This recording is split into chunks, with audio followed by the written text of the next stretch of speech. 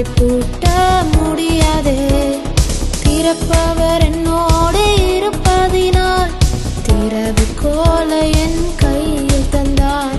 திறப்பவர் என்னோடு இருப்பதினால் திறவுகோலை என் கையில் தந்தார். சங்கீதம் 37வது சங்கீதம் அதனுடைய 34வது வசனத்தினுடைய நடுப்பகுதி, அவர் உன்னை உயர்த்துவார்.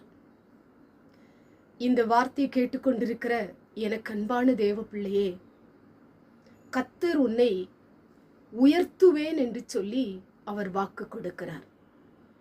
அவர் யாரை உயர்த்துவார் என்று சொன்னால், கர்த்தருக்காக காத்திருக்கிற ஒரு தேவ பிள்ளையை, கர்த்தருடைய சமூகத்திலே பொறுமையோடு காத்திருக்கிற ஒரு தேவ பிள்ளையை, கர்த்தருடைய பாதத்திலே அமர்ந்து ஜெபிக்கிற ஒரு தேவ பிள்ளையை, கர்த்தருடைய வார்த்தையை விசுவாசிக்கிற, நம்புகிற, அதை ஏற்றுக்கொள்ளுகிற ஒரு தேவ பிள்ளைய ஆண்டவர் உயர்த்துவார்.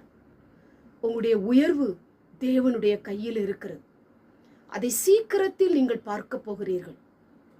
உங்க வாழ்க்கையிலே தேவன் செய்கிற அற்புதம் உங்களை ஆச்சரியப்பட வைக்க போகிறது.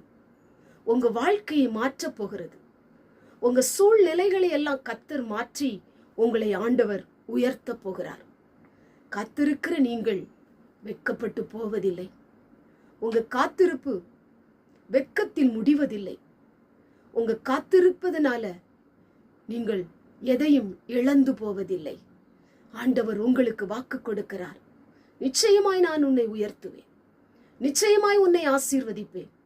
நீ எதற்காக காத்திருக்கிறாயோ அதை உனக்கு மீண்டும் திரும்ப நான் தருவேன்.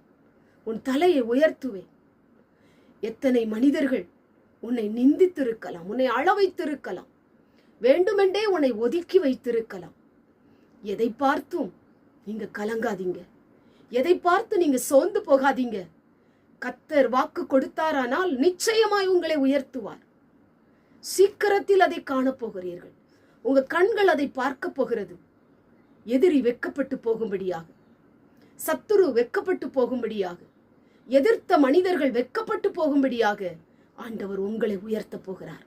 நம்பிக்கையோடு இருங்க, விசுவாசத்தோடு இருங்க.